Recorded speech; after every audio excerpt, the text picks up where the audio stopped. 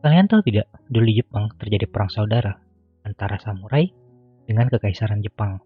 Itu terjadi karena para samurai menolak modernisasi yang membuat budaya asli Jepang harus terlupakan.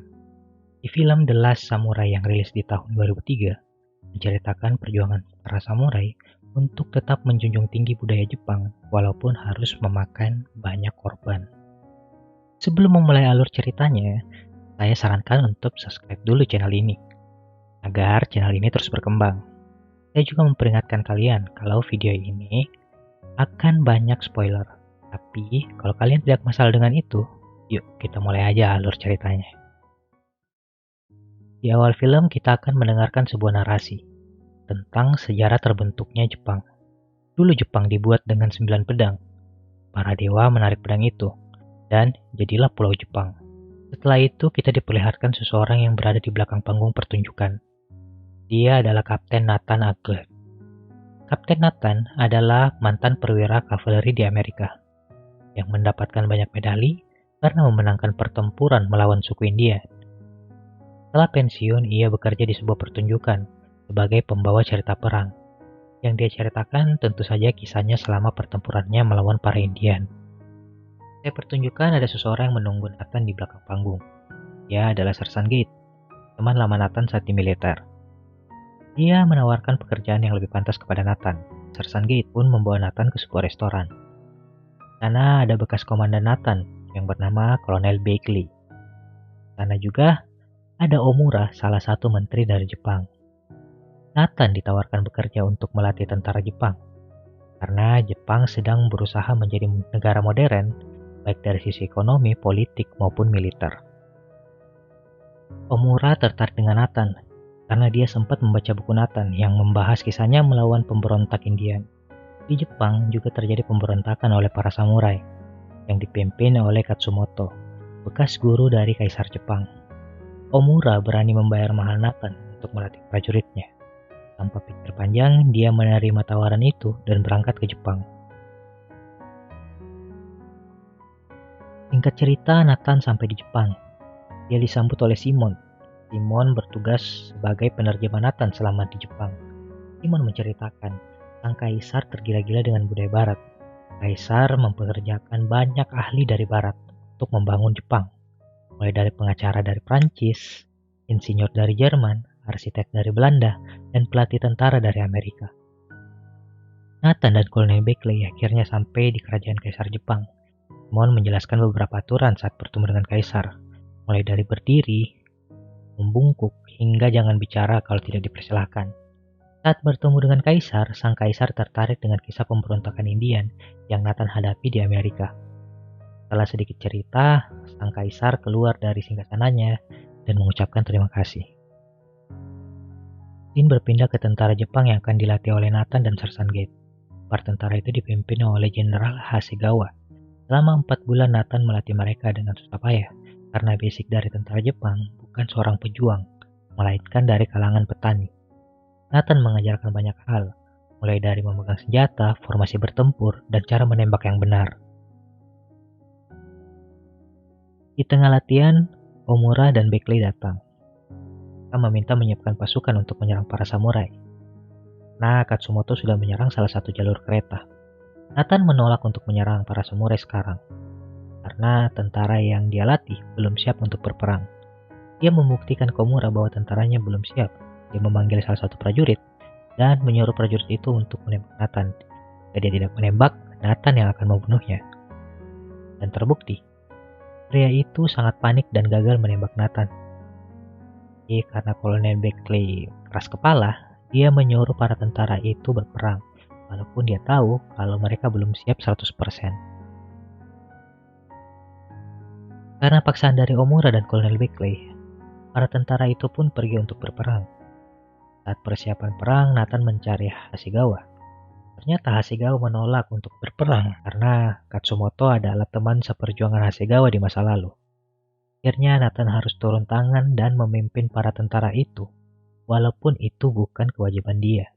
Setelah persiapan dan formasi perang dibentuk, dari kejauhan terdengar suara para samurai yang menakutkan. Di balik kabut yang cukup tebal muncul para samurai yang mengenakan baju sirah dan berkuda. Akhirnya perang saudara antara samurai dan tentara dimulai. Tembakan demi tembakan dilontarkan dari tentara Jepang. Tapi karena mereka belum siap untuk berperang, mereka harus terpukul mundur dari serangan samurai. Karena sudah terpojok, Nathan memerintahkan para tentara itu mundur. Nathan dan Sir Sergeant berusaha menahan para samurai yang terus menggempur mereka. Tapi nasib malah yang harus diterima Sir Sergeant. Dia harus terbunuh di pertempuran itu. Sekarang hanya tersisa Nathan sendiri di depan.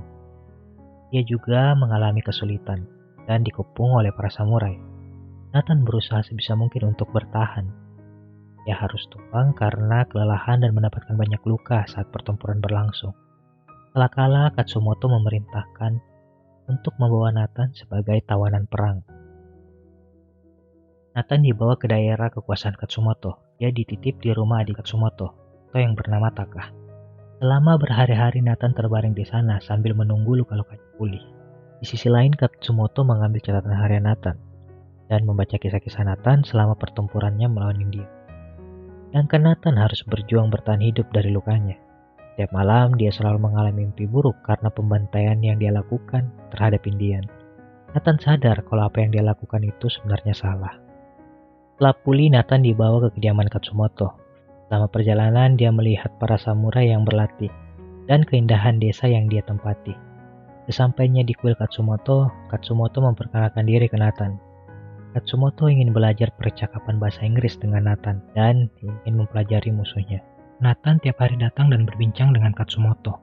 Katsumoto mulai bertanya banyak hal tentang Nathan, Indian, dan pemimpinnya. Nathan mulai emosi karena dia harus tertangkap di sini. Katsumoto menjelaskan dia akan kembali pada saat musim semi. Secara otomatis, Nathan akan menetap di sana sampai musim semi tiba. Selama Nathan menunggu, dia belajar banyak budaya di sana. Dia heran karena orang-orang di sana selalu senyum dan membungkuk. Orang-orang di sana juga sangat sopan, tapi di balik itu mereka sangat disiplin dengan kesempurnaan. Nathan juga belajar bertarung dengan para samurai. Sedikit demi sedikit, dia mulai mahir dalam hal itu. Nathan mulai membuka diri di tempat tinggalnya. Dia berkenalan dan belajar bahasa Jepang. Setelah mempelajari tentang samurai, mimpi buruk yang dialami Nathan mulai menghilang. Dia merasa sangat damai dan tenang selama menjalani kehidupan di tengah para samurai. Musim semi pun telah tiba. Di malam pertama musim semi, warga di sana mengadakan festival kecil untuk menyambut musim semi. Awalnya semua berjalan dengan lancar, hingga para ninja menyerang festival itu. Targetnya adalah membunuh Katsumoto. Nathan yang melihat para ninja itu datang, langsung memberikan tanda bahaya ke Katsumoto. Dengan sigap, para samurai melindungi Katsumoto dan menyerang balik ninja-ninja yang datang. Terjadi pertempuran antara ninja dan samurai. Syukurlah para samurai bisa membunuh semua ninja yang datang. Keesokan harinya Nathan menemui Katsumoto seperti biasa. Katsumoto memberitahu Nathan kalau besok dia akan dipulangkan ke Tokyo. Kaisar memberikan izin ke Katsumoto untuk perjalanan yang aman dan mengikuti rapat dengan para dewan. Setelah berpamitan dengan beberapa orang, Nathan berangkat bersama rombongan samurai ke Tokyo. Sesampainya di Tokyo, Nathan kembali ke markas para tentara Jepang.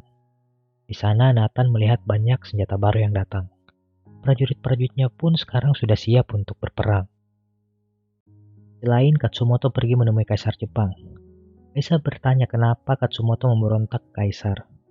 Katsumoto menjawab dia tidak memberontak ke Kaisar. Dia hanya melawan orang-orang yang mengambil keuntungan dari Kaisar. Saat Nathan kembali ke penginapannya, Kolonel Beckley datang dan memberikan uang hasil kerja Nathan selama ini. Kolonel Beckley juga memberikan informasi kalau Omura akan menyerang desa Katsumoto. Mendengar hal itu, Nathan pergi untuk menemui Katsumoto di kediamannya. Ternyata ada 4 orang anak buah Omura yang ditugaskan untuk membunuh Nathan.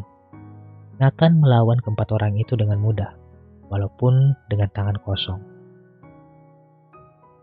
Setelah mengalahkan orang Omura, Shin berpindah ke kediaman Katsumoto. Berbekal informasi yang diterima dari Beckley, Nathan mengajak Shimon dan beberapa samurai untuk membawa Katsumoto pergi dari Tokyo. Awalnya semua berjalan dengan lancar. Nathan berhasil menemui Katsumoto dan membujuk Katsumoto untuk pergi dari sana. Tapi rencana mereka diketahui oleh penjaga. Akhirnya terjadi tembak-tembakan di sana. Berkat bantuan samurai yang lain, Katsumoto berhasil pergi dari sana. Setelah kembali ke desa, Katsumoto dan Nathan langsung membuat persiapan perang dan membuat strategi untuk melawan tentara Jepang yang bersenjata lengkap. Mereka berencana membuat para pasukan Jepang maju sedekat mungkin hingga bisa dilawan menggunakan pedang. Sedangkan Simon yang ikut dengan mereka sedang mengabadikan foto para samurai yang sangat sulit dia temui. Keesokannya tentara Jepang datang dengan perlengkapan penuh. Para samurai juga mempersiapkan diri mereka untuk berperang. Sebelum berangkat, Nathan diberikan satu pedang kehormatan, karena Nathan hanya mempunyai satu pedang. Untuk menjadi seorang samurai, dia harus menggunakan dua pedang. Setelah itu, Katsumoto memberikan perintah ke semua samurai untuk berangkat berperang. Sebelum berperang, seperti biasa mereka akan berunding apakah salah satu pihak ingin menyerah agar tidak terjadi pertumpahan darah. Tapi karena kedua belah pihak tidak ada yang mau mengalah, akhirnya perang tetap dilanjutkan. Mereka kembali ke kubu masing-masing, dan perang pun berlangsung. Serangan pertama dimulai dari pasukan Jepang dengan tembakan meriam. Para samurai membakar jerami yang mereka persiapkan agar menghalangi pandangan penembak meriam. Strategi itu berhasil, yang membuat tentara Jepang harus maju mendekati mereka. Setelah cukup dekat, para samurai membakar salah satu jebakan, yang membuat para tentara Jepang terbakar dan sulit dilihat oleh pusat komando mereka. Nah, tertutupi asap yang sangat tebal. Tidak sampai di situ saja, pasukan pemanah samurai mulai menghujani mereka dengan busur yang sangat banyak. Ketika pemanah berhenti, pasukan pedang maju untuk membantai para tentara Jepang yang tersisa. Tapi karena senjata tentara Jepang lebih modern, tidak sedikit juga dari samurai harus gugur karena terkena tembakan. Di tengah pertempuran, bantuan tentara Jepang datang. Jumlah mereka cukup banyak dari serangan yang pertama. Di tengah gempuran tentara Jepang, Nathan meminta isyarat agar pasukan berkuda maju untuk berperang. Berkat bantuan pasukan berkuda, mereka berhasil membuat tentara Jepang mundur. Tapi tidak sedikit juga dari samurai harus gugur dalam pertempuran ini. Nathan menjelaskan kalau para samurai tidak akan berhasil menahan serangan gelombang kedua karena samurai tidak mempunyai banyak pasukan untuk bertahan. Katsumoto membuat keputusan yang cukup gila. Dia tahu kalau tidak akan bisa bertahan lagi. Maka dia memutuskan untuk menyerang langsung dengan sisa samurai yang ada. Ini kalian akan melihat betapa jauhnya perbedaan militer antara kedua kubu, di mana tentara Jepang menggunakan senjata modern, dan samurai hanya menggunakan sebilah pedang. Tapi tekad dari samurai yang menggambarkan seorang prajurit gagah berani yang sebenarnya. Akhirnya para samurai harus kalah setelah terkena serangan mesin gun yang menghujani mereka secara bertubi-tubi. Di akhir hayat Katsumoto, dia meminta Nathan untuk membantunya melakukan tradisi harakiri untuk mengakhiri hidupnya. Setelah Katsumoto mati, kalian akan melihat pemandangan yang sangat hebat, di mana semua tentara Jepang sangat menghargai tradisi itu. Apalagi yang lakukan tradisi itu adalah seorang samurai yang sangat ternama. Setelah perang usai, Nathan menemui Kaisar Jepang. Dia menyampaikan pesan terakhir Katsumoto sambil membawa pedang Katsumoto.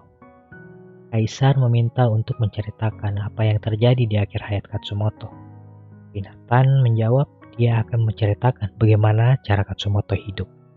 Dan film pun selesai. Film yang sangat menarik dan melihat pertempuran terakhir para samurai di zamannya. Film ini sangat rekomen untuk ditonton. Bagaimana menurut kalian? Jangan lupa tinggalkan komen tentang film ini. Atau kalian punya rekomendasi film, boleh langsung tulis di komen. Sekian dari saya, see you next video.